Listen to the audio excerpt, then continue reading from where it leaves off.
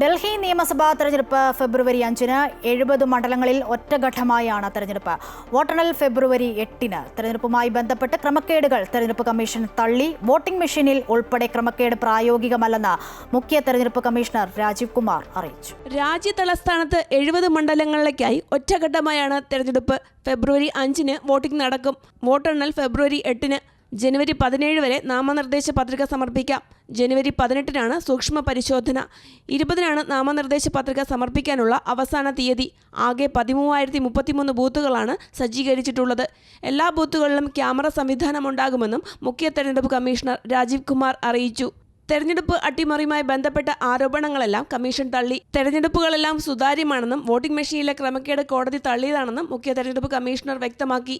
EVM commissioning മുതൽ വോട്ടെണ്ണൽ വരെ ഓരോ ഘട്ടത്തിലും സ്ഥാനാർത്ഥികളെയും രാഷ്ട്രീയ പാർട്ടികളുടെ ഏജന്റുമാരെയും ഇത് ബോധ്യപ്പെടുത്താറുണ്ട്.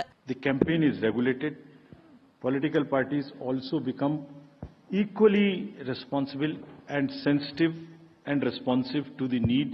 2020-ൽ 70-ൽ 62 സീറ്റുകളുമായാണ് ആം ആദ്മി പാർട്ടി അധികാരത്തിലെത്തിയത്. 8 സീറ്റുകളാണ് BJP നേടിയത്. 70 സീറ്റുകളിൽ 12 സംവരണ സീറ്റാണ്. ആം ആദ്മി പാർട്ടിക്ക് ഏറെ നിർണായകമാണ് ഈ തെരഞ്ഞെടുപ്പ്. മദ്യനയ അഴിമതിയുമായി ബന്ധപ്പെട്ട കേസുകളെല്ലാം സജീവ ചർച്ചയായിരിക്കെ AAP വീണ്ടും അധികാരത്തിലെത്തുമോ എന്നതാണ് ആകാംക്ഷ.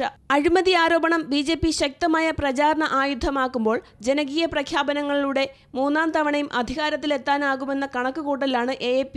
BJPക്ക് വേണ്ടി പ്രധാനമന്ത്രിയും ആഭ്യന്തരമന്ത്രിയുമെല്ലാം പ്രചാരണ രംഗത്ത് സജീവമാണ്.